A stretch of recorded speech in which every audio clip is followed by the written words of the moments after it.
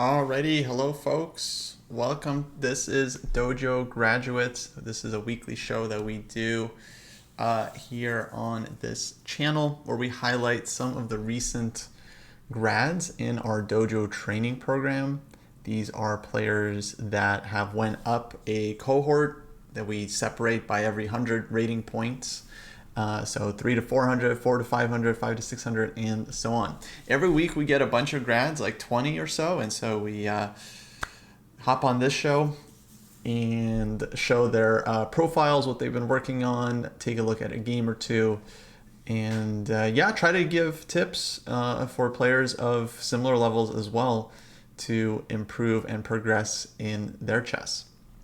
Usually it's Jesse doing the show, Sensei Jesse, but he has been very busy with the U.S. Senior Championship, which officially is over.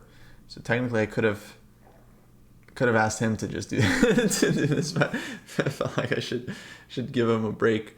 And he'll be back next week. But very pleased to announce Jesse ended up getting clear second in the U.S. Senior, which is a huge result. I think the entire dojo is very, very proud of him. And yeah, I'm sure we'll be celebrating that soon. Hopefully we can do a podcast about his tournament so he can talk about, what he thinks went right and all that stuff.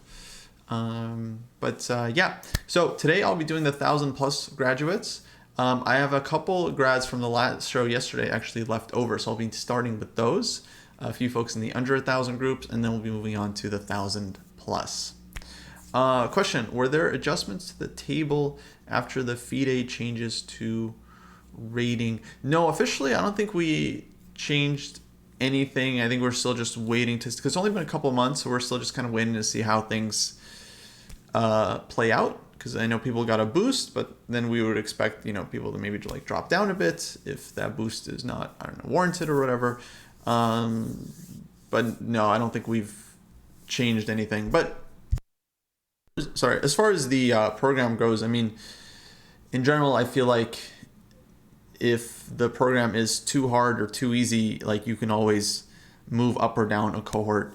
And I think the boost actually wasn't, Jesse will disagree with this, I don't think it was all that significant, because at most, like the most people that it affected, they went up like one cohort for the most part. So going up one cohort, I think not a huge deal. There's a couple people that went up 2 cohorts, which maybe is a bit of a jump, but again, you can always adjust if you feel like you're not in the right group. And anyways, you guys are all doing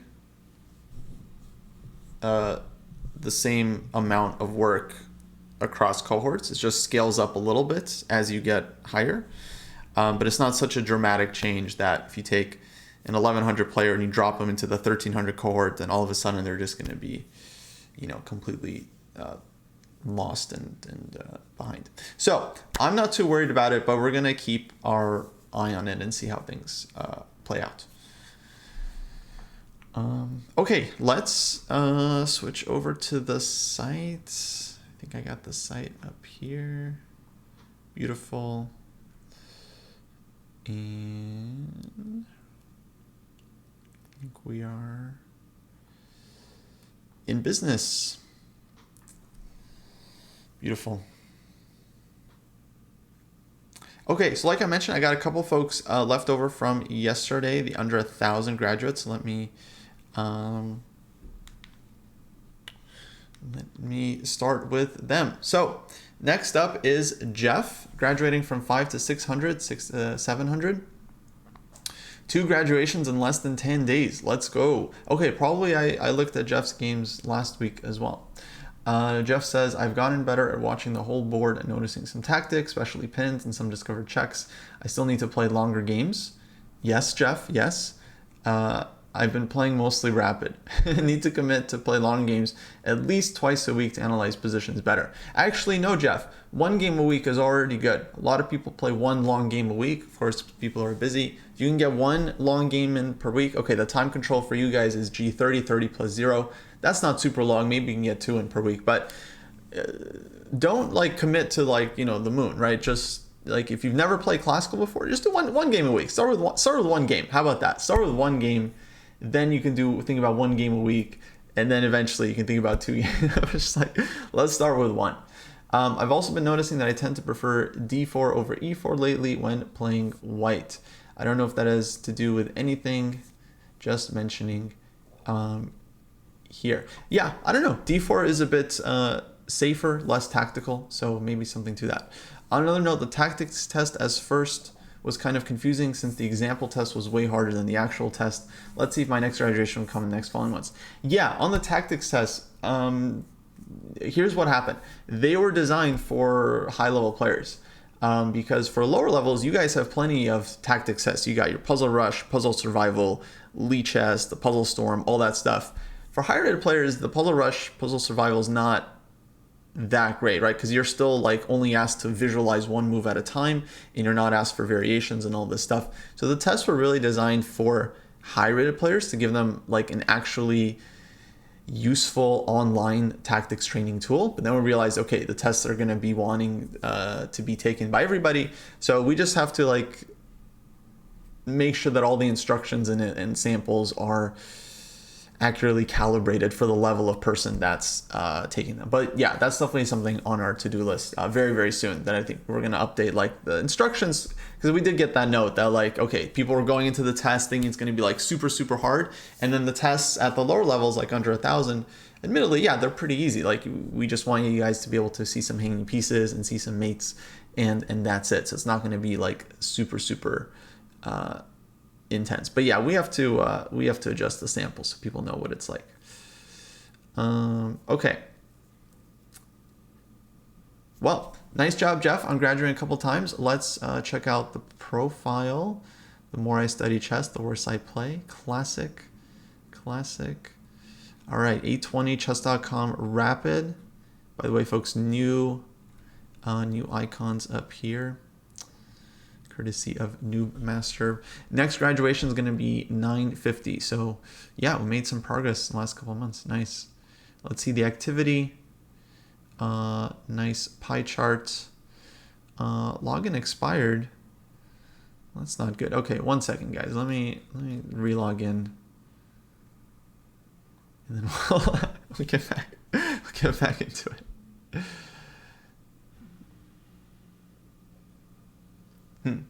Yeah, I was logged in.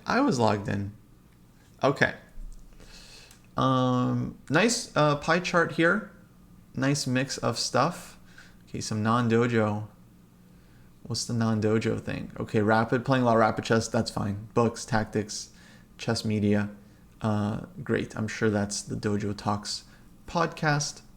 All right, we got some tactics tests. There is a graduation.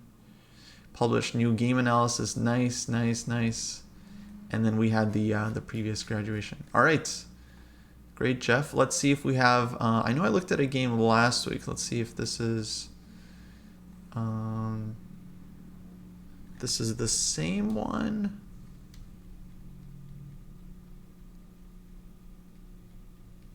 Did I look at this? I know Jesse, he often looks at the same game more than once and then doesn't remember. This one I don't remember looking at. Okay, pretty sure we didn't look at this one last time.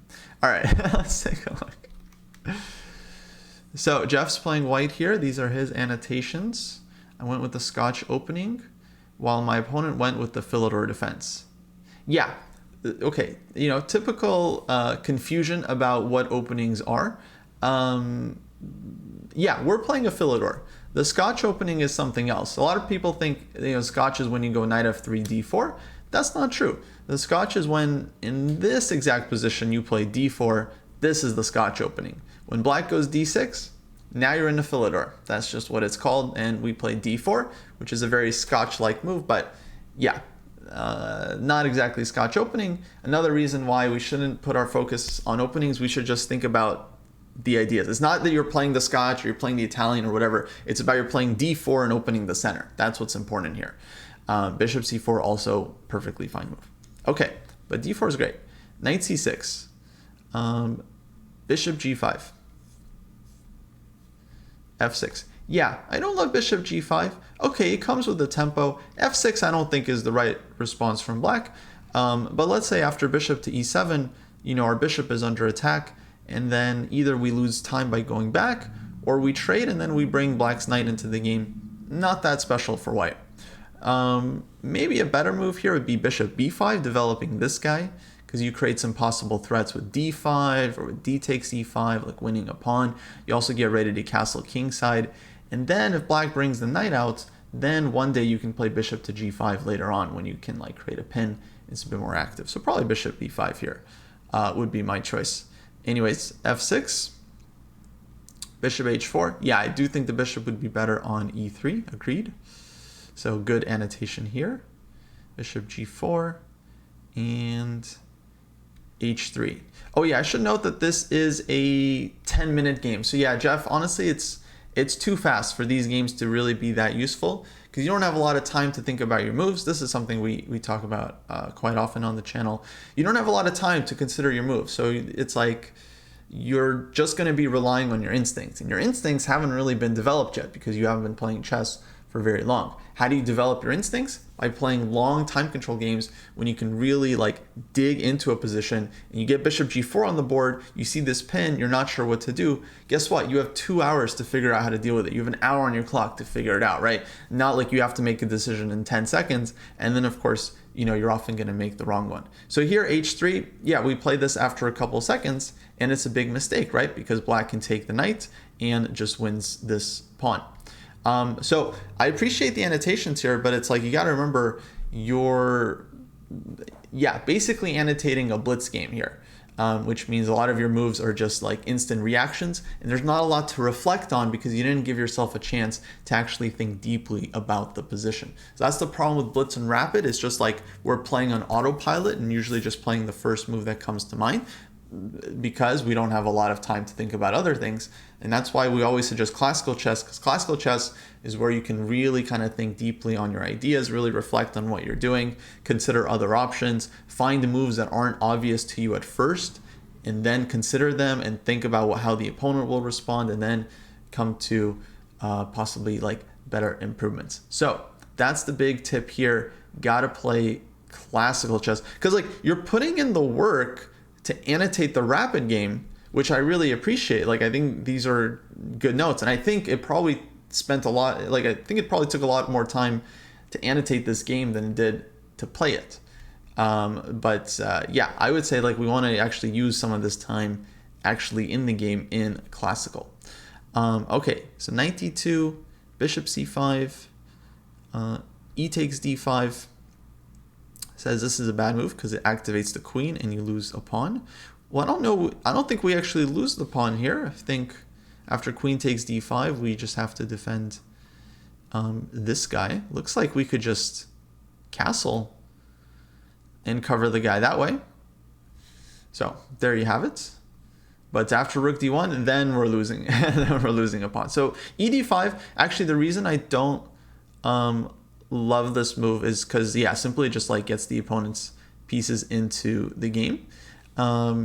Interesting that black didn't take with the pawn. Now, I know this is a blunder because of queen b5 check, but I'm wondering if the players were aware of this. They spotted this one, but this would be a good thing to include in the notes, that c takes d5 is bad because of this one. Otherwise, c takes d5 would be a great move. Black would have nice control over the center. Okay, so queen f3. Of course, I always love seeing how we ended up winning the games. Knight e4. And oh, looks like black takes the pawn but forgets about the bishop. This move played under 7 seconds. Not surprising, we take the free piece. Black gets some checks, but queen to d3. Oh, now we hung the knight. So takes, but thankfully we've got a surprise attack. And then this one, and funny how that happens. Rook to g7, beautiful move. Now it looks like game over. Knight e7, takes, check, and mate. Yes, Jeff, beautiful game, but yeah, play some classical chess because like you'll actually have more time, and I promise you the quality of your games will improve. Also, your opponents will be blitzing, And if you learn how to take your time, then they will be giving you free pieces all the time, and you'll be able to take advantage. Okay, good stuff. Let's move on. Next up, we got Jags. Going from 8 to 900 to 900 to 1,000. My third graduation since joining the dojo. Let's go. Steadily improving game by game. Seeing big errors significantly reduced and playing solid chess. Finally played my first proper OTB game a couple of weeks back. Nice, nice. Unfortunately, I lost it where I should have won or worse drawn it. That happens. This game and a few others since have shown me that my end games are lagging my other chess skills and need some focus. We'll be getting back to live games next Monday now that my vacation is over. Beautiful, Jags. Let's take a look. Parent of 2 young girls in early 40s, getting more serious and good about chess. Just started playing weekly rated OTB tournament. Awesome, awesome. OTB chess is great. Yeah, first you got classical chess. You maybe play a couple of games online. Then once you find OTB chess, complete game changer.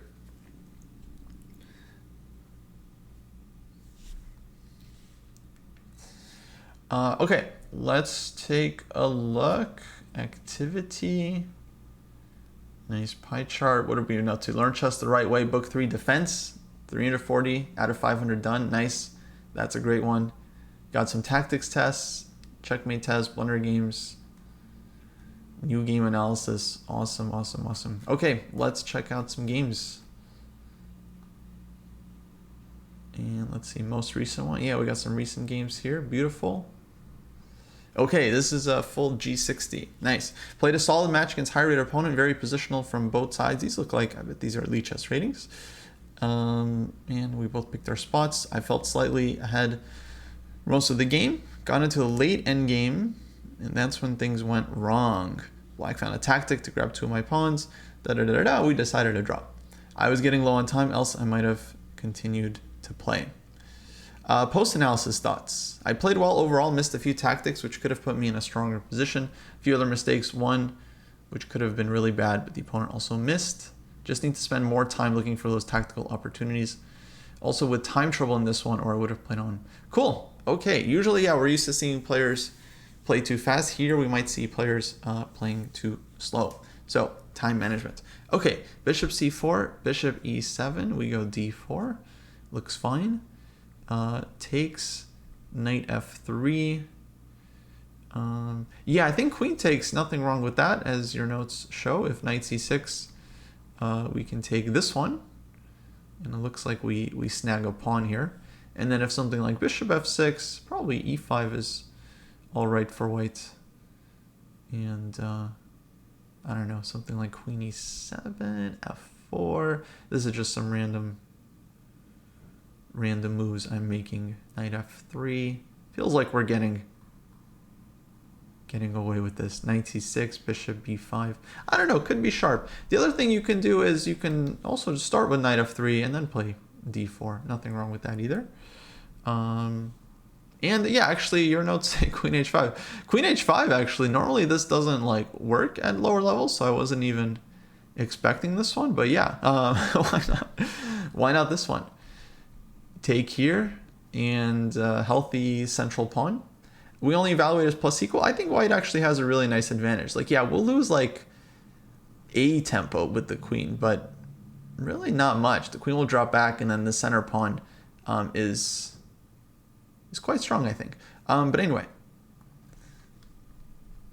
the point of this show is not to like question all the annotations, but rather just give feedback, making sure we're doing the right thing. Now, definitely I wouldn't want to trade off this bishop if I was white. I'd want to keep the bishop, something like bishop b2, bishop b3, and then eventually you can play f4 and kick black's knight. So maybe bishop e2 here. So queen e2, I don't like that black could take the bishop. Okay, c6, a little bit weird. Bishop f4, takes, and d5. Okay, justifying c6. Takes, queen d3, f1, a3. Yeah, I would say very reasonable play here from white, and I definitely love white's position here because black has this isolated queen pawn, and I think white has a very, very nice grip here, especially on the dark squares. And notice, white has spent some time to get to this point, 43, so they've used up like 17 minutes. Black has played a bit faster, and yeah, some of black's decisions I'm not a fan of, like bishop to b4 and giving up the bishop. I think no good, no good. And they played it very, very quickly. So folks, at this level, I think it's really just about using your time. Queen b4, b5, c3. So queen b4, okay, we're going after the pawn. I don't know if this is the right approach here. I feel like either we try to put pressure on this guy. You can also think about the king side with queen g3, bishop e5. Okay, here there's knight h5. I don't know if we really actually care about this one because then we get this like beautiful knight against bad bishop. So I think white would be happy here, but other moves would be like bishop g5, I think is, oh, so sorry, the queen is hanging, but queen f3 first, then bishop g5, then bishop e5, and I feel like white's position is nice. Here I'm blundering bishop to g4. Okay, blundering a lot of stuff today. Analysis. Maybe queen should go to d3, and then we have our bishop g5, bishop e5, and a lot of pressure against black's position. But queen b4, not bad. Okay, b5. c3 I don't love because the pawn is actually nicely defended. A better pawn move here would be b3 because this protects you against any kind of rook c4 shenanigans and keeps the knight on d4 secure, which is covering your guy on c2. c3, I think it's okay ultimately. Knight e4, bishop d6. Yeah, that looks loose. That looks loose. I can imagine a5. Nice. Good find. Good find. Or rook c4. Yeah. And the bishop would have been lost. Okay, so great job just recognizing that this is just loose. Like the bishop is hit by the knight. It's just dangling by the queen's defense. Very, very loose. So good call. Opponent misses it. Doesn't spend too much time on rook e8. Bishop drops back. And let's see what we got here. Takes. We ended up winning the pawn, but at the cost of our kingside structure. I like that we're trying to trade queens. In this endgame, yeah, it feels like white should be doing very well. Extra pawn and nice bishop too. 86, f4, f5, h4. Oh yeah. Second pawn there hanging, but now we're getting into some time trouble. Bishop d4. Got the rook endgame.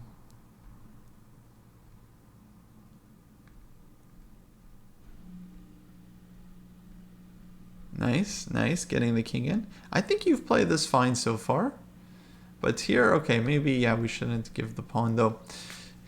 Yeah, I think black had good chances to draw the rook endgame regardless. Although this position, yeah, at the end, okay, we're in time trouble, but I would agree white has very nice winning chances. I don't know if we played with increment or not. If you did play with increment, something like 60 plus 30 or 60 plus 15, then I think it's definitely enough time to keep the game going and rook check, king takes f5, king G. I mean, it looks very, very promising for white. Without an increment, then yeah, draw is kind of fine because you don't want to just run out of time.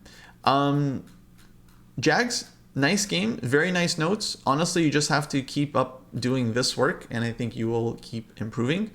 The play is fine. Of course, there are some tactical misses, as you yourself have recognized, which I think is the more important thing. So yeah, keep going through the tactics books, keep playing classical games, keep reviewing them, spending your time, and I think we will be seeing more progress very soon. Nice work. No increment, just 60 plus 0. Okay, yeah, that would be one very concrete note I would give, is to play with increment, because then you will always have time to be able to play out these winning positions. If you have to reduce the base time, then that's fine. Like a lot of players play 45 plus 30 because, okay, you start with 45 minutes, which is less, but with the 30-second increment, you'll build up some time. And then when you get to this end game, you get 30 seconds per move. That's enough. Maybe you won't be able to play your best end game, but it's enough to, not blunder and not flag, like 30 seconds a move.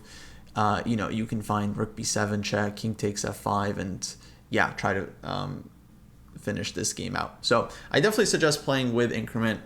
You know, a lot of folks like 30 plus 0, but then time goes down, you can flag, you know, on the plus 0. So even if it's like 5-second increment, 10-second increment, that's a lot better than having nothing. So food for thought, but keep up the good work. Okay, next up we got Jared and Neil Good, both graduating from 9 to 1,000, 10 to 11. All right, Jared here. Not a lot of activity, so I don't know what you're doing. But good work on moving up. And yeah, no games either, so not much to look at here for Jared, but nice job graduating. Hopefully we will see you in the next one. Upload some games, publish some games so we can take a look. Okay. And then we have Neil GD, 72, based in the UK. Already at 1632 Lichess Classical, so Neil is eligible to graduate to the next cohort. They're already ready if they would like, according to the Lichess. Activity, some endgame, games and analysis. Got a new game analysis up. That's awesome. Reading logical chess move by move. Great. Let's check out this game. Recently published. Awesome. Looks like a 90-minute game. Nice. Made some positional mistakes, but game lost on miscalculation and blunders towards the end. Okay. The Lichess rating does bounce a lot in the beginning, doesn't it? All right. D4, bishop G7, knight F3. Knight F3, absolutely fine move. C3 was not better because your knight often wants this square. So black goes C5, and there's a lot of ways to deal with this one. Number one, you can gain space with D5. This is totally fine. And then followed by bringing your other pieces out. Bishop E2, bishop C4. If you don't want the closed position, then what you did is also okay. Bishop C4, knight to C3, also totally fine. So takes, knight C6, bishop E3, E6. E6 is weakening, so against E6, my eyes always look at knight to B5, which might have been strong here. Looking for knight D6 check. Now it's a little bit risky because bishop takes B2 is there, and it feels like we might be sacrificing some material. So I'm not sure what's going on here. This is kind of sharp. We got knight D6, we got queen D6 with this threat, which might be pretty annoying for black to meet, but some ideas to think about because that could have been very strong. So knight C3, A6. So opponent covers this one. A3. Not sure why we need A3 here. Like the bishop has squares and knight B4 is not a problem. So A3 I don't like. A6 from black I do understand because otherwise knight B5 would crush black. Like that's a huge threat. So this one I get, but A3 from white doesn't seem like it's that useful. So instead, like queen to D2, developing. You could consider taking on C6. I don't think that's that terrible, but queen D2, castling in some direction, getting the pieces out, at some point maybe advancing on the king side with F4. That's what I would suggest, and only playing A3 if we really need this one. For example, let's say black plays B5. Ooh, very scary. We drop back. Let's say they go B4, also very scary. We move the knight somewhere, and white is fine. Black hasn't really achieved that much. The pawn on B4 is extended. Eventually the knight will rejoin the game. There's like B6, C5 square, and yeah, I don't think this is anything to really fear. Okay, so 97, castles, B5, bishop A2. Castles, queen D2. All good. Rook FD1. Rook FD1, where's the other rook gonna go though? I think this rook probably wants to be either on E or F1, supporting one of these two pawns, and then the other rook wants to be either on D or E. So rook FD1, not sure what the plan is for the A1 rook. So 95, bishop f4. We don't like this move because it kind of helps black. Oh yeah, I definitely don't like giving up the bishop. So yeah, 95, maybe f3 here, covering the g4 square. I definitely think black's position though is now totally fine. So white cannot really hope for much here, other than just trying to like holding on to the equal position. So bishop here, takes, knight de2, queen c7, and takes.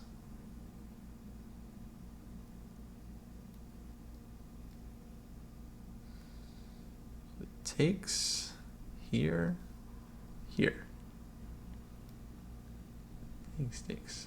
So material has stayed equal, but yeah, black has a nice endgame. d5,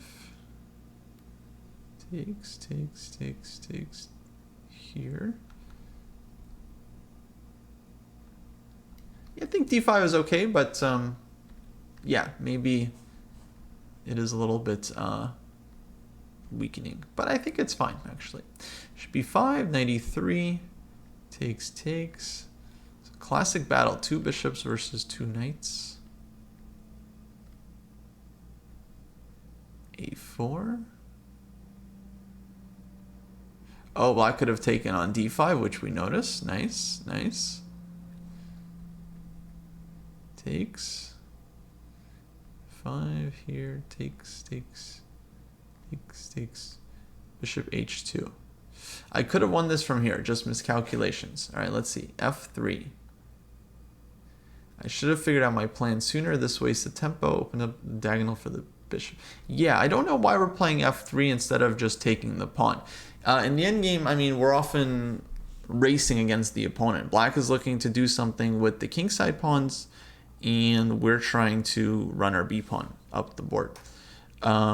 So yeah, I think knight takes a6 definitely is the way to go. And let's say here, maybe here, takes here. And this endgame's still kind of unclear actually, because black's king is going to be faster to the kingside pawns. So here I think black is definitely not losing, and it'll be up to white to actually be accurate and try to save this, which I'm not sure. This could even be a problem for white because black's kingside pawns are going to be very fast. Probably white's in time, I would guess, something like this. And try to come here. Maybe knight c5 instead of b7.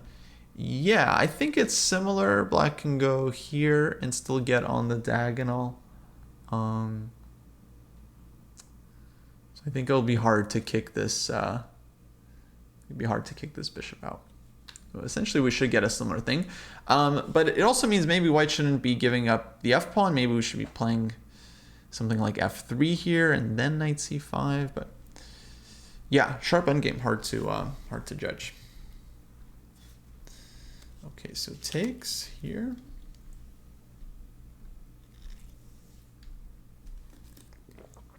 H3.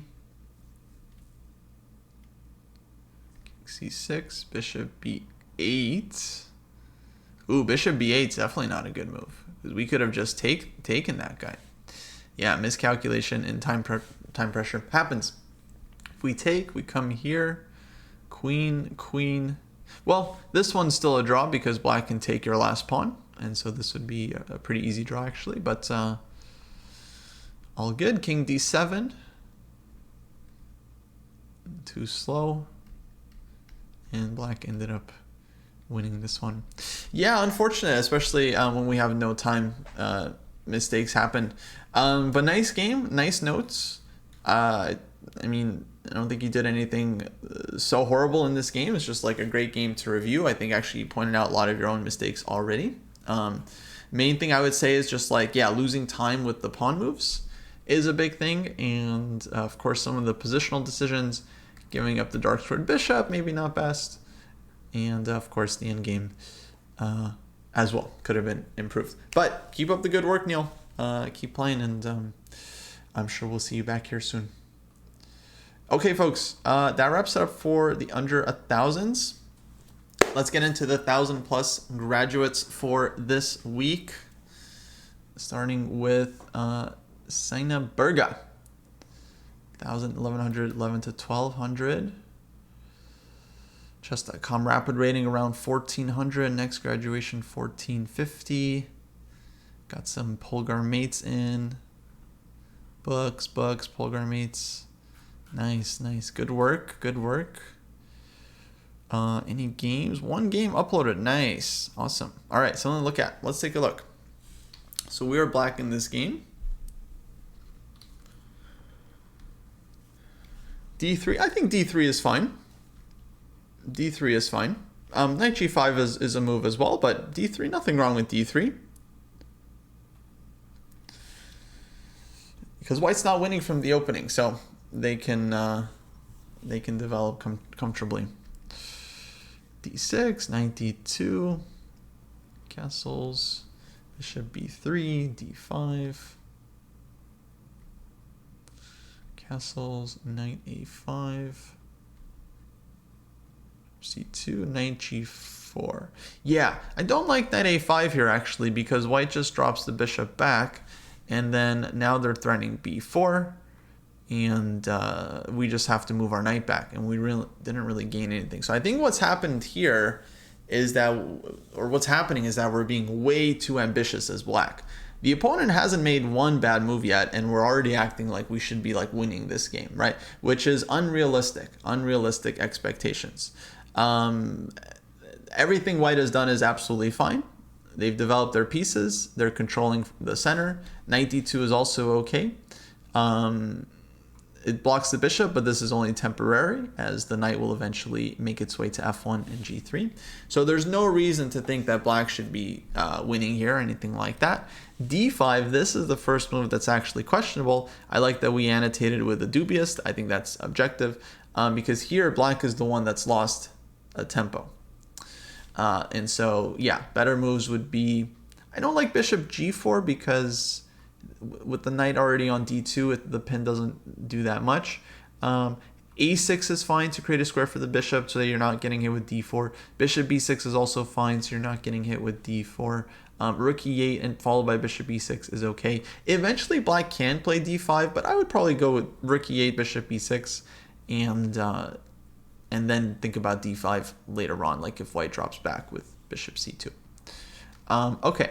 So yeah, too ambitious here. White hits you with B4, and we take this. Okay, some tactics here actually. Here, takes here, knight A1. Feels like this knight's getting caught. Yeah, a sharp game. F5, takes here, knight C4. So queen C4 check. We got bishop E6. Nice. Bishop B2. Yeah, black is trying to create enough drama to rescue the knight, but it is not to be. Did get 1 pawn for it. So we have rook and pawn against 2 knights, which is not the worst, especially in an endgame. But oh, we walked into that one. Nice. Good job by the opponent. Knight D2. Oh, I see, because the knight was hanging. Okay. Takes here. I feel like C4. C4 should have been the move for white. And I mean, that looks like the move. But takes here, and then C4. Is there a mate? Because white doesn't have a lot of pieces left. And no, queen G5, great move. I mean, queen G5, you win the game. Because you trade the queens off, and then your 2 rooks are going to dominate the 2 minor pieces. Got 4, here, takes. And white resigns. Because, yeah, the rooks are just going to be too strong in this position. Okay, fun game. Yeah, my note, when you're playing black, you want to be, I think, a little bit more realistic and just play to get your pieces out. But good notes, good game, and let's get some more games in. I think we only had 1, so play more games, annotate more games. You'll learn from each and every one of them. Okay, next up, GDS Chess. 11 to 12, graduating 12 to 1300. Next graduation, chess.com 1550. Nice, nice. Already graduated twice. Love to see it. Studying Visualize 1. Classical games, Polgar, Mates, most instructed games. Awesome, awesome. Healthy diet. And let's see, we got a game here, but published August 2023. Okay, so we got to get some more recent games up. Definitely get some more recent games in, because this game's from like a year ago. Let's see what happened. I mean, these look like good annotations. So I would say keep annotating the games.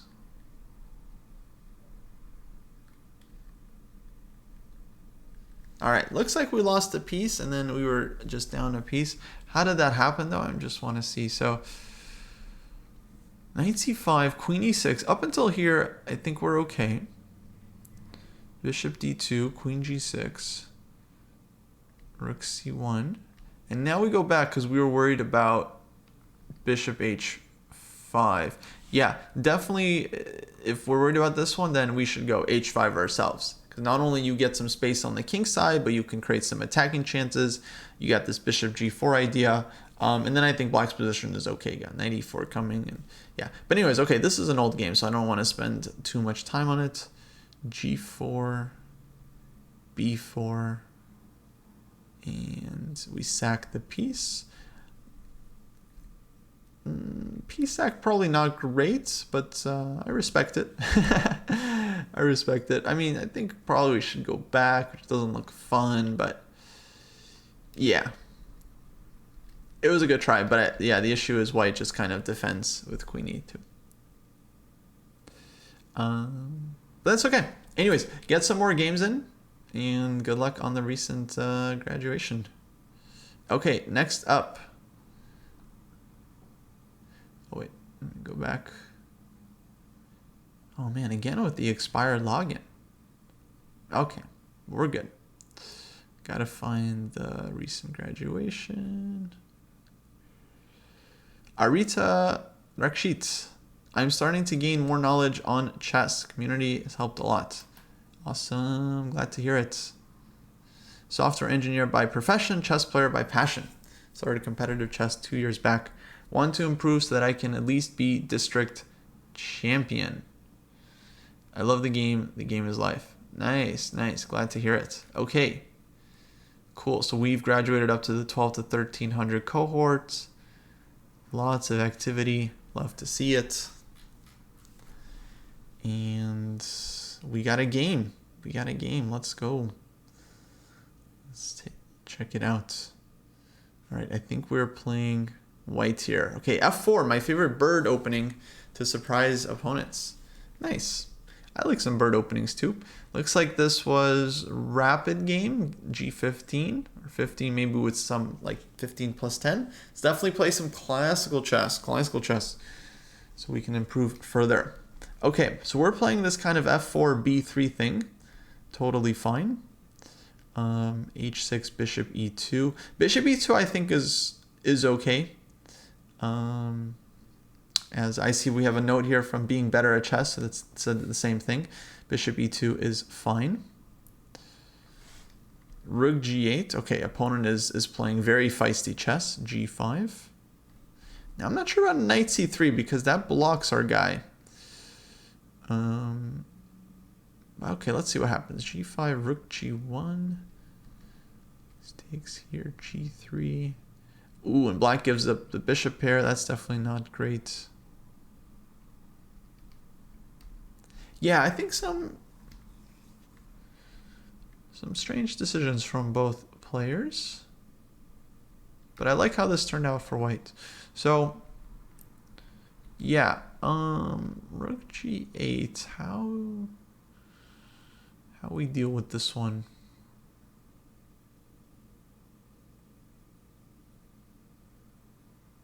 Yeah, I don't see anything wrong with castling. You might think it's kind of funny, like castles, huh? What about g5? So if g5, we take this one, and because our knight's here, the rook can't really take back. So black doesn't get this open g file. They can take this, but I'm not worried about this one at all. Because on g4, we can just move the knight. The knight on f6 is a target. I would love to take here, but I don't think that is actually good because of rook g5, rook g2.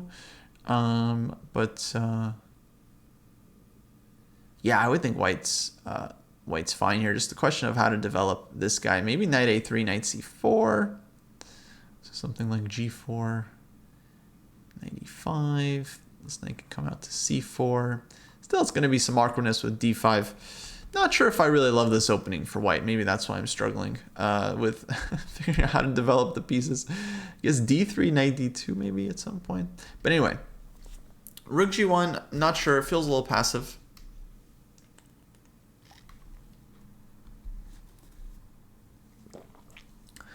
Bishop takes f3. So yeah, the opponent gives up the bishop. I think, yeah, that's what he wanted, looking for bishop takes f4.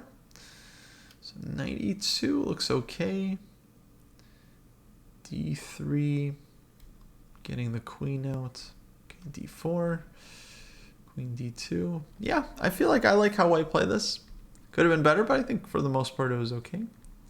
And now f5. Yeah, now that we're developed, we look to open up black's king. Absolutely. Take, rook f1.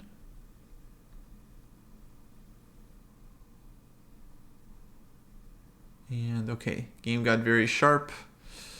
Rapid chess, lots of time trouble, lots of fast moves.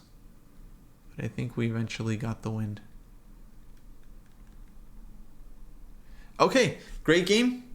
Once again, try to get some classical games in, annotate some classical games. These are the games that are really gonna drive your chess full steam.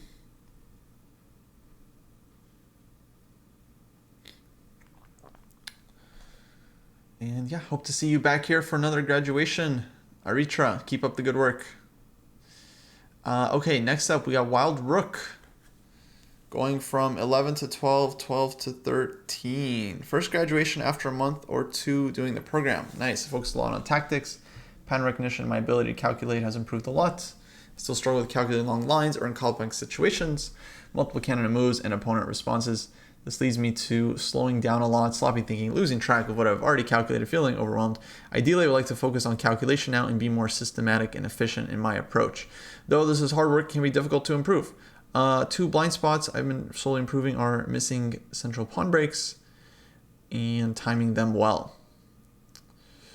Being able to see the full scope of queen movements too.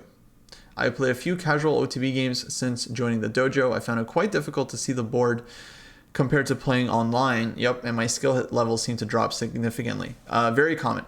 I'm considering finding a local tournament to play, but I'd like to bring my level OTB up closer to my online play first. Looking forward to whatever comes next. Yeah, it's very typical for players that are used to online chess to struggle when they start OTB because it's just like a different experience. It's like a 3D board. You're there in person. You have to write down your moves. You have to hit the clock yourself. So it is a different experience and like just a different visual experience. When I started playing online chess after years of OTB, it was hard for me to get used to online chess, right? And then over several years, eventually I got used to it. So now I'm kind of used to both because I do both. So ultimately, if you want to improve your OTB, you have to do more work OTB. So playing casual games that are not rated, that's a great idea. Training games is a great idea to just get experience without worrying about like your rating or whatever, going through books over the board, but really sparring, playing training games, even like blitz and rapid games, OTB, like this is the best way to actually get comfortable with the pieces and seeing the board.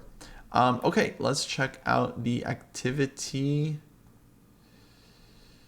All right, score breakdown, a lot of end games. Doing some classical games. Polgar mates. Puzzle rush, great, great. Keep it up, keep it up. Okay, let's see, we got some annotated games. Love it, love it. Yeah, you can also use like something like a DGT board to play online games, but having 3D board or the chess up board, a square off or whatever, chestnut board, all the different boards. You can use one of them, yeah, and that can be a great way to practice without having to leave your house, just being able to play, OTB from home. Exactly. Okay, here we're playing white, c3, d5. Looks like this was 30 plus 30, awesome. d4.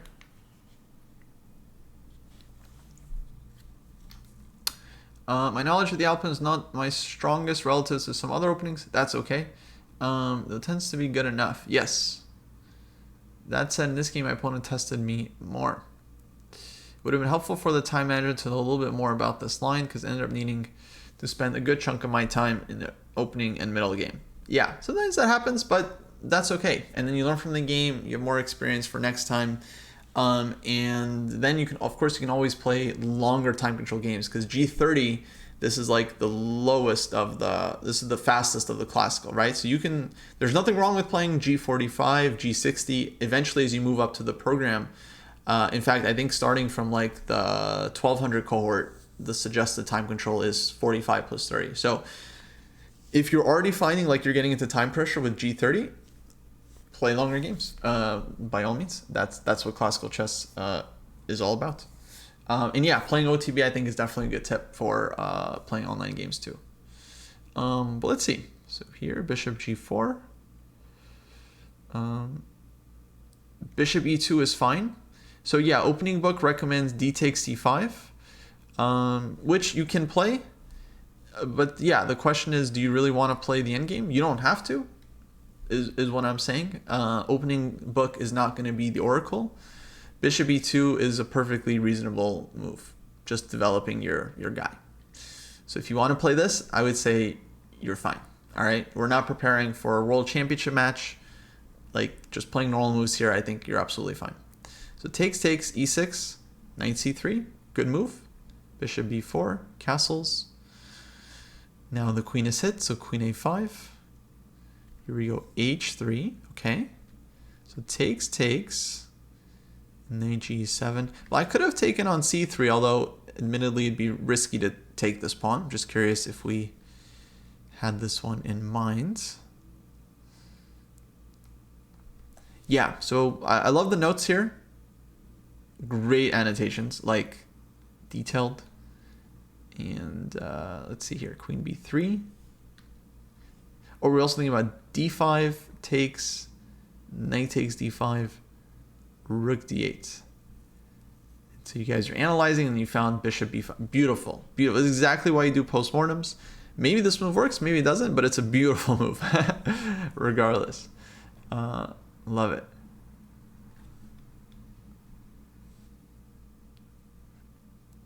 Yeah, maybe queen takes d5 also possible. For sure. What would I do in this position? D5 I think is okay. Queen b3 I think is reasonable, but you do have to watch out for take and knight takes d4, which you found. Yeah, exactly. So this one I wouldn't like. So queen a5, bishop d2 also might be possible here, just kind of neutralizing this guy and then looking to play a3 in the future. Because if takes knight d4, we can at least take this guy. We got the two bishops. Black's king's in the center, not super clear position, though black is pretty active. Okay, so takes, opponent goes 97. We take here. Yeah, I don't like giving up the bishop. I think this is your best piece. Here I think maybe d5 is worth a thought, although again you got to deal with the rook d8. So yeah, maybe just bishop e3, just developing. So takes queen g4, takes on c3, take back, take here, bishop e3. Maybe here's where we could have taken on g7. Because if takes, you got this one, and then if queen d4, you can take and you can start doing damage on the diagonal. Although maybe it kind of runs out. Check, rook g8, knight will... I don't know, g3, does the knight escape? Not so clear.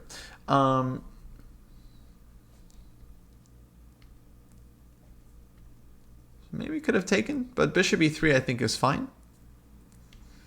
Castles. Rook d1. Rook d2. Queen g6. Yeah, covers the king side. And seems like black is kind of escaping here, yeah, with the extra pawn. So basically we're a little bit too slow with the initiative, giving up a pawn, then trading off some pieces. But we managed to save it. Yeah, trading the knight off I think was a big mistake. I would have kept the knight here for black, and I think black has good chances. So take, trade off some pawns. Keep the rook active, get the rook behind the pawn. Good endgame play, I gotta say. Very, very solid. And we held the draw because, yeah, it's hard for black to try to make progress without losing some pawns on the king side. So this would be a risky approach for black to try and win the game. Good stuff. Very detailed notes. I think this is exactly the work we love to see. So yeah, don't worry about the opening so much. I think if anything, just playing longer time control games is the way to go. Then you'll have more time during the game to think through your moves. Because I feel like you outplayed your opponent in a good chunk of the game, but yeah, just didn't have enough time to fully capitalize. Okay, let's keep going.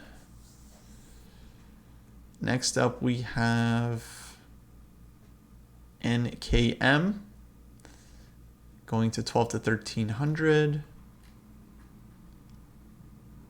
Not much to say about this graduation. Climbed 100 ELO on chess.com in a few days. Kept doing Polgar book. Thought I would just document my ELO climb since joining chess.com.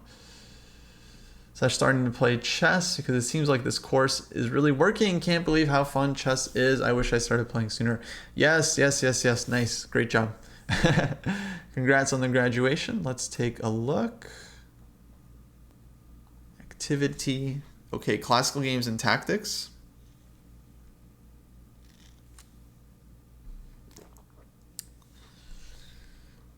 Very good. Oh yeah, also graduated just recently from 10 to 11, 11 to 1200. I think maybe we reviewed this player last time. Okay, games? No games. Okay, NKM, get some games in. Get some games in. Classical games. Upload them, put a couple thoughts in. Doesn't have to be super detailed, just a few thoughts. Annotate the game, publish it.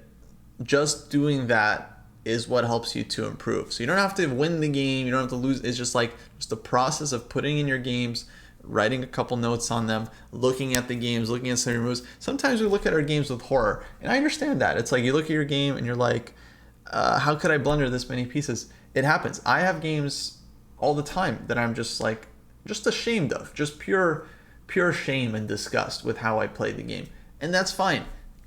That's what happens. Every strong player has bad games, but whether you can review them and learn from them, that's what kind of determines your progress from there. So probably you are reviewing your games, just not publishing them, which is also fine. But yeah, if you want us to review them, then make sure to get them up on the site. Okay, next up, we got a food truck. Graduating to 12 to 1300. Love food trucks, so big fan. Let's see the activity. Updated blitz, okay. Love the honesty. Silman endgame. Modern ideas in chess, ready. Very good. Polgar mate in twos. Nice. Okay, doing a lot of books. That's great. And we got some games. Awesome. Let's take a look. Here we're playing white. Happy with this win. Might be my highest win on Lichess at the moment. Nice. I think there was definitely a few points where I rushed my moves after I fell out of theory. Just watching a St. Louis Chess Club video on the Rui and was a bit overconfident, but I'm fine here.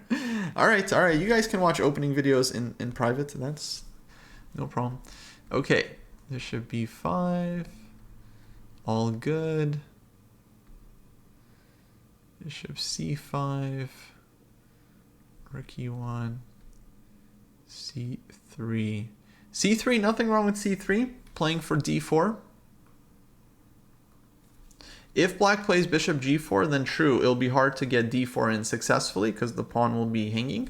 But against bishop g4, you can put the pawn on d3 And I actually talked about this yesterday, but this is a pretty typical plan to play against the bishop. You go knight bd2, h3, bishop will drop back, knight f1, knight g3, and you harass the bishop. So totally fine for white, this line. Okay, castles, h3, bishop e6, bishop c2. Now threatening d4 and d5, winning material. So bishop b6, good prophylactic move. d4 anyway, nice. Black takes, d5. I think d5 they have to play, so I wouldn't say this is a question mark. If anything is a question mark, maybe it's this move, giving up the center. Although we are threatening to go d5 ourselves. So,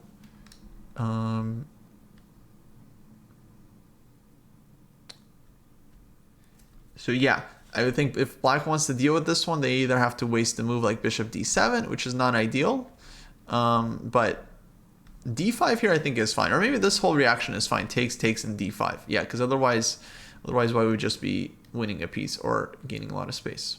So e5, good move. Knight e8. I would think about knight e4 here for black, but that is a pawn sacrifice. It's a kind of thematic sacrifice though, because you do get the light squares and you get a lot of pressure. So this maybe would have been a thought for black as well. Okay, knight e8, and then we sack on h7. Wow. Sharp stuff. We're definitely playing pretty fast. It was a g30. We still have 25 minutes left on the clock.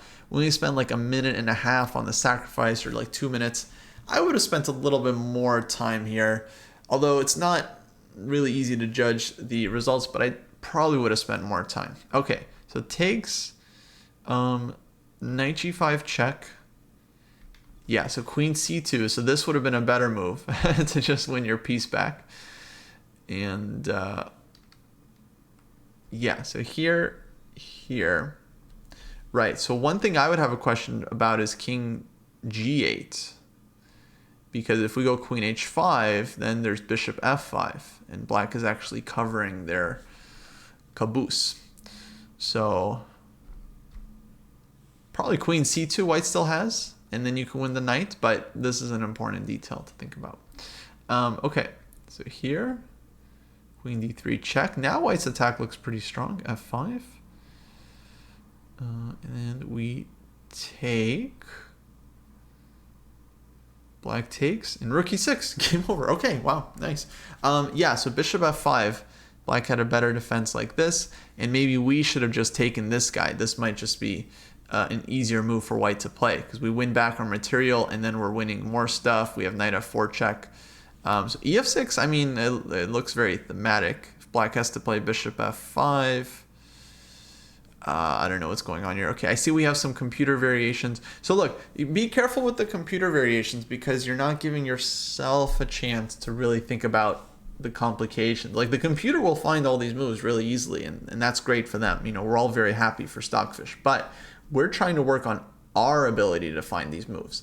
And the way you work on your ability to find these moves is by finding them in analysis, right? So if you're able to kind of find these ideas yourself, that's what improves your thinking abilities, and that's what gets you to play better chess in classical. So I would be a little bit careful just with relying too much on the engine analysis, and I would suggest to try and doing some of the analytical work ourselves. I don't know how this game was annotated. I don't know if we did our own notes and then looked at the engine, or just looked at the engine, but I'd always strongly suggest doing your own notes first and then only looking at the engine afterwards to check your stuff, if at all. Okay, but anyways, keep up the good work. Clearly, we spent a lot of time on the annotations regardless, which I love to see. And we're obviously very much into chess, so that's great. I would suggest spending more time, right? Spending more time in the game. This is a G30 game, 30-minute game, and both players ended the game with over 20 minutes on their clock. So essentially, you guys kind of played a blitz and rapid game, because you only used like a couple minutes each. With some increment, right? But something to think about. Use more time. You'll play better chess. You'll take advantage of your opponent's mistakes more. And yeah, ultimately using time just leads to tons of free elo. Okay, next up we got Michael Anderson II.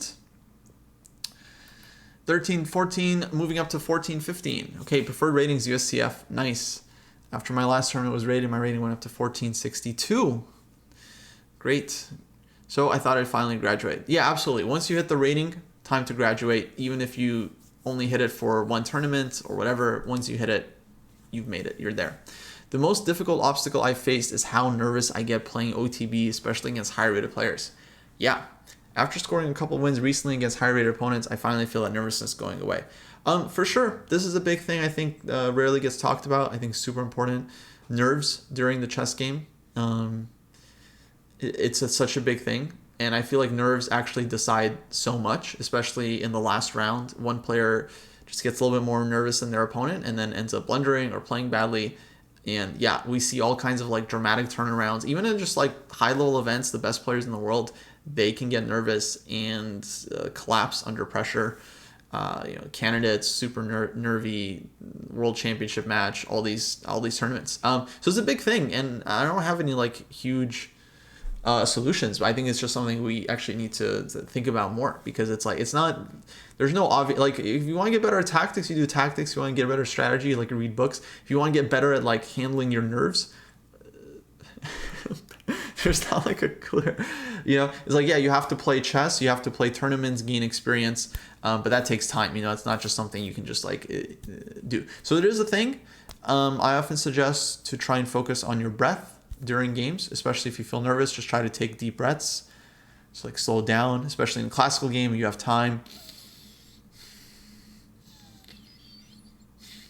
Okay, my nose is all stuffed up, but you guys get the idea.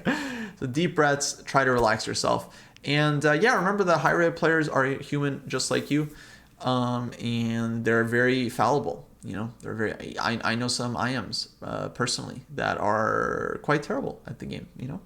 And blunder all the time. So all the way up to IM level, you can pull some upsets. Okay. Oh, beautiful pie chart here. Very balanced. Love it. Reading lots of books. We got some game analysis. Studying master games. Beautiful, beautiful. All right, keep up the good work, Michael. Let's check out a game. Here we have a game against Junho Park. Inner Game of Tennis. I heard that's a good book.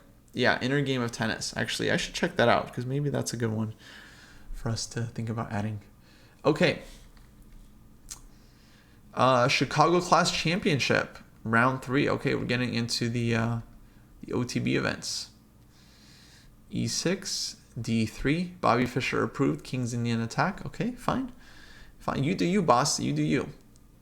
So Rook E1, D6. Knight F1, we start playing the kingside attack. Yeah, I mean, here it's like, I think it's fine. Another approach for white is to play C3 and D4 and try to take the center. So this is also very possible here. So you don't always have to play for the attack in every position, but I don't really see what's wrong with it here. So more power to you. Though, okay, here after like knight d4. So this was a moment where maybe here c3 would have been useful to prevent black from being able to use this square. Knight e5 is still possible, but then maybe we get d4 in. But anyway, so take. Could have taken with the pawn too, and then played for some pressure on the c file. But h5. Totally fine. Knight g4, bishop h6, queen d2, take, check, take here, e takes f5. Interesting. We're thinking about rook takes e7. Yeah, rook e7 actually looks very promising. Let's see what the notes say. So take, queen takes g6 check. Couldn't find anything against king h8.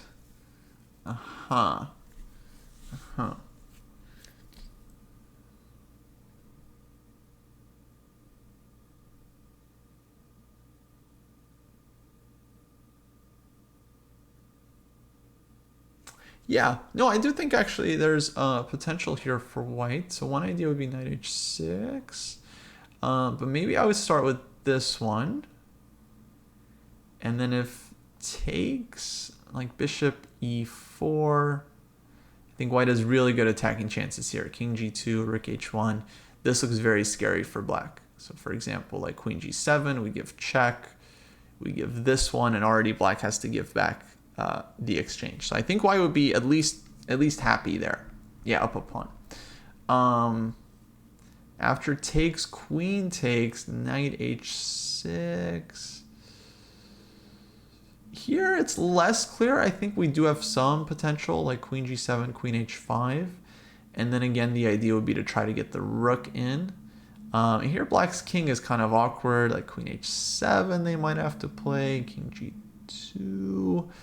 And yeah, it's not super clear. Rook e6, rook h1 here, and then like here. So in this line, white happens to win because we have check. If takes, we're winning. But yeah, it's I mean, definitely not easy to judge, but for sure very, very promising. It's definitely not like so obvious that I would say like, oh, you have to take and 100% you should. Like, even to me, I think this would be difficult to judge. Okay, so we don't go for it. That's fine. Our position still looks nice. Just got to get our pieces in.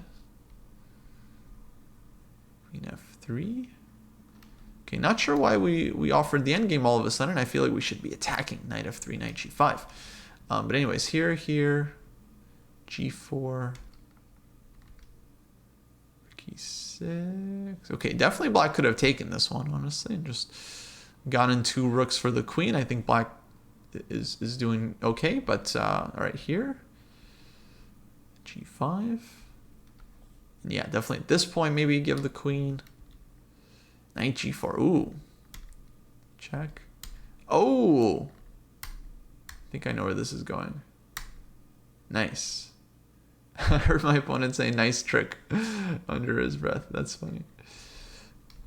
Beautiful. Take. Bang. Bang. And now we just gotta convert.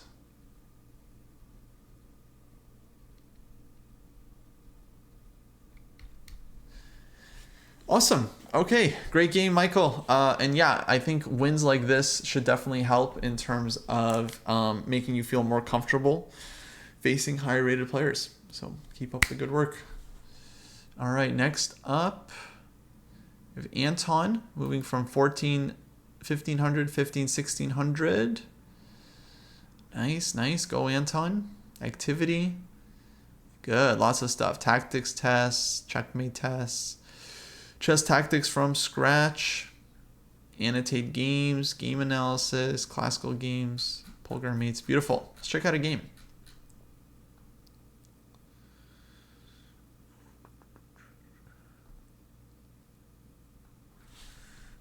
All right.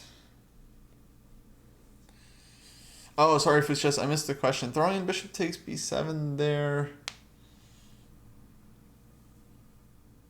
I don't think it changed a lot because I think black's queen just kind of comes back. So I think starting with rook e7 was correct. Okay. Looks like we were playing whites in this one. Got a classic Queen's Gambit declined. Carlsbad structure. c6. Yeah, c5 is not super scary here. We can take, we're also not afraid of c4 in general because we put the bishop on f5 and eventually play for like f3, e4 and put pressure on the center because black kind of gave up. So they gave up on the center, so they got to play on the queen side. So that's not too worrisome. But c6 is pretty normal for black. Knight h5. And yeah, this is very typical position. Like white has the minority attack is a very common plan. You also have this plan of going rook a1, f3, e4, which is fine as well. I think rook b1, to me, this is the most logical plan here to play for b4, a5, a3, and then you get b4 in any way, knight c1, knight b3, knight c5, rook fc1. So very, very typical play. Rook ae1, it goes here, knight g3. f3 also totally reasonable. Queen f2, nice move. Supporting e4, pairing it. Knight g5, e4, knight h3. Yeah, definitely not a great move. I love how whites play this. Like, beautiful. Absolutely everything is well placed. And oh, we have the times as well. So this was 60 plus 30 game, looks like. And here we've started using time around here after queen f2. Okay, good. And then e4 and knight h3. Yeah, this just kind of blitzed out by the opponent. Terrible move. I mean, because white's two pieces are going to be worth much more than the rook. E takes d5. Okay, this might be even... Yeah, ed5, I mean, just completely refutes it, because now white would be able to take and then save the rook. So black would just be down a piece. But even e5, also totally fine for white. Like here, let's say, take, rook takes, just this position. White would be completely winning. Just the two minor pieces are way too strong. Knight f5, queen g3, f5, f6. So even this would be decisive for white. Because again, two minor pieces are just way stronger than the rook in the middle game. But ed5, nice find. So it takes. Okay, black gives the queen. But it's only for the rook, so really shouldn't be enough material. Yeah, we don't have this definitely is not necessary because we're up a lot of material, so we just need to open up the queen. Just get the queen in. d5. Okay, you need to take like this. Get the queen in, and then the game will be over very quickly. So that was the plan here. This is okay, but yeah, knight g7, we gave up one of our pieces. And we're still winning, but yeah, still winning. Okay, very nice game. Opponent definitely could have played better, but I think white played really well. So nice job. Good annotations too. I like the detail here. What can I say? Keep up the good work, Anton. Okay, we got Matt Chess and PM Leg coming up. Matt Chess, one of our dojoers that's been helping us with the tactics test and the ratings.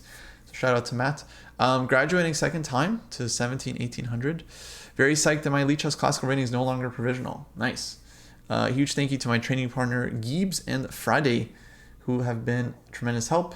Gibbs has shown extraordinary patience working through endgame sparring with me, and Friday and I have learned a lot reviewing our games. I started working with Knows All once a week a few weeks ago. Nice, and that has been fantastic. I am constantly impressed by the treasure trove of model games he has at his fingertips to illustrate a concept relevant to my games. Good. Love to hear we're engaging with the community. Matt Chess, adult improver, 55 years young, ICCF correspondence player. Cool. Focused right now on improving evaluation, calculation, tactics, visualization, and in-game. Yeah, same here. Hoping to play OTB tournaments again soon. All right, let's see the activity. Good stuff. Visualization training, chess calculation skills. Okay, I know these are non-dojo. We've got some chess calculation skills. But maybe this is like a chessable course. Yeah, probably. Correspondence chess, that's fine. Annotating games, good. Silman endgame, good. All right, let's check out a game. I know if you're working with Nose, he 100% has you annotating games. All right, G60. Summary, this is a game in the random pool on Elite Chess, and the opponent did not use as much time as they could have. Yeah, guys, take the free ELO, which I think contributed to their making mistakes, allowing me to go on to win this game. We both played a Vienna-Berlin line covered in the dojo. Opening play was accurate by both sides, but then black started making mistakes in the middle game. And eventually started playing as if this was blitz or bullet. Yeah, that's what happens. You guys take your time and you will collect the points. Okay, so D3, knight E2, all good. D5, takes, castles.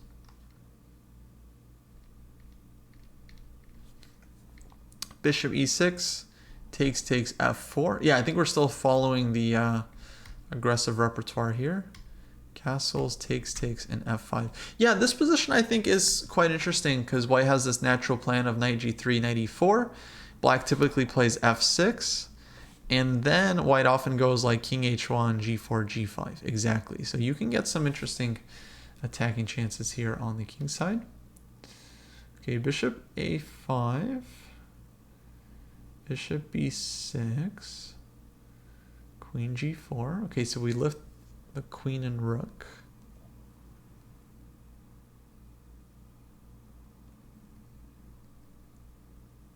And now we have a threat here and here. So I don't know if rook G8 is really needed. I think black can deal with the threat just by moving the rook away. But goes G6.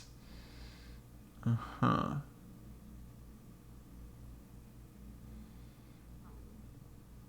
Queen H4. So let's see. What did we think during the game? Okay, Bishop G5. Yeah, Bishop G5. Okay, I mean, again, congratulations to Stockfish. You're very good. But what did we think? Okay, F G6. Takes, Rook F1. So this looks good, but of course we traded queen, so it feels like we kind of didn't get the most we could achieve. But I would say it's, especially at the higher levels, like if you feel like you can convert the endgame, go for the endgame if you think it's winning. That said, I don't quite see if this is like so winning. It looks nice for white, but I don't know if it's like totally decisive.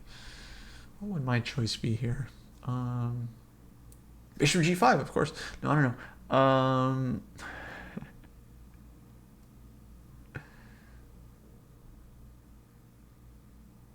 I was thinking about Rook H7, but I don't think that works. Because if Queen takes, and then I guess there's this one. Otherwise, actually, it looks pretty good for white. Because we're mating. Like so. But there is GF5, which I think kind of kills the fun. Yeah. I think black gets out. So that doesn't work. I feel like just immediate Rook F1 is okay. Oh, I thought about Rook F1, but seemed too slow. Yeah, so I actually hear this note a lot, or they're like, oh, I thought this move is too slow. But why exactly? Like, what is black doing? Because we're just getting our last piece into the game. So there's nothing like really that slow about this move. Like, we just want to take and then maybe like take on F6 or lift a second rook. So we have ideas of like Rook H7, Rook H3, which would be crushing. So I don't get what people mean by this is slow. If you don't have an immediate tactical knockout, then you have to make a slower move, you know? So G5. So if black plays G5, then yeah, we try to crack him with H4. Zero chance I would have played this in the game. Why though? Why? We're trying to open up the king side. I think this continuation is quite logical. Now, okay, maybe we don't find G4 or Rook G6 or whatever, but still. I think actually this probably would have been my choice. I feel like this looks like the most human. Okay, so Queen H4, G5, Queen H6. Oh, but Matt, okay, in terms of the time usage, I would say this is already like a pretty critical middle game position here. And we have 53 minutes. We have a lot of time on the clock. I would maybe use a little bit more time. And then here. Yeah, so okay, like look at this. Like we only spent a minute, 2 minutes on this move.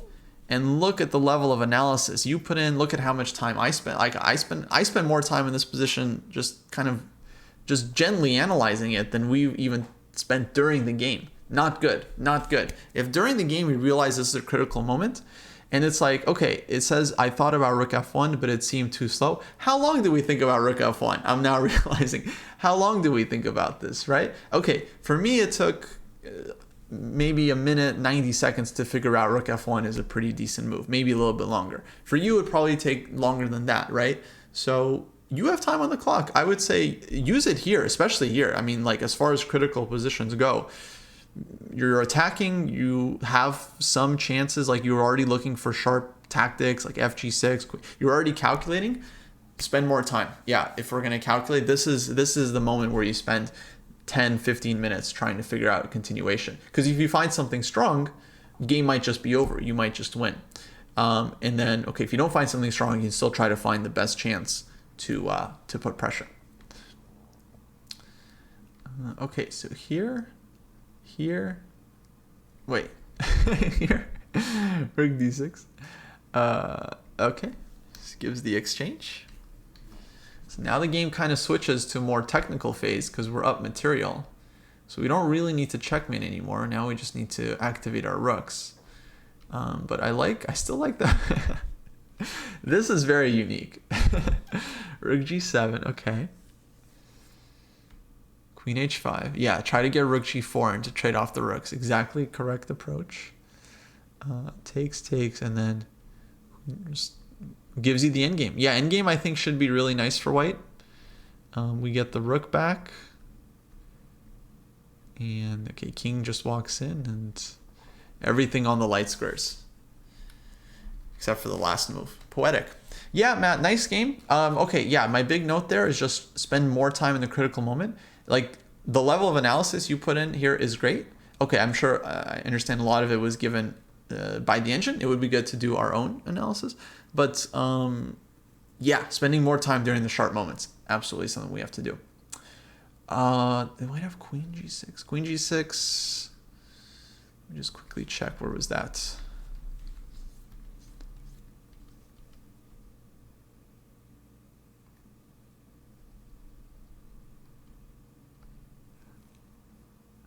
Oh, wait, here after queen f7? This one, yeah?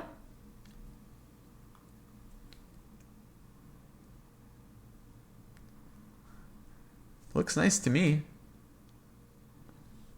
Oh, even before queen f... Well, rook f3... So no, rook f3, queen f7. So, yeah. Looks possible. Okay, black can go for the endgame. But I think this is very nice for white because it's like you have a lot of pressure. I mean, I do think white would be happy here, but yeah, we did give up the queens. Okay, keep up the good work. Last up, we got PM Leg. Graduated 1900 2000. Got USCF rating. Nice. Oh, okay. For the time, just tracking the opening, the time spent on opening, but doing other stuff as well. Nice. Grandmaster preparation calculation. Working on lots of stuff. Do we have a game? No games. Okay, PM Leg, get some games in. So we have something to look at for next time. But nice job on the graduation. Okay, folks, I think that's it. That's going to do it for this week. I think Jesse will be back next week for the next graduate show. We do this every week here on the channel. Under 1,000 grads, 1,000+ grads. Lots of great work, folks. Keep it up. Keep working on your chess. Keep improving. Keep gaining. And I don't know. Last thing I'll say is just be patient, folks. Chess improvement rarely happens overnight. Jesse just had this amazing tournament, US Senior, that he was training for since last year. It was literally a year that he knew he was going to play this event, and he's been focused on it, right? The chess improvement takes time. Take your time, be patient during the games, outside of games, focus on doing the right work consistently, and then one day you'll wake up and you'll be like, oh my God, I'm a much stronger player. How'd that happen? No, once you graduate, last question, once you graduate, you're done. You don't have to move up and down based on your day-to-day form. Once you've reached a certain rating level, you're there. All you need to do is think about how to get to the next step up. Folks, I gotta run. Thanks for tuning in. Let's find someone to raid, and I'll catch you all next time. Don't forget, check out ChessDojo Training Program if you haven't already. ChessDojo.club. Free to sign up and check it out. All right, who are we gonna raid?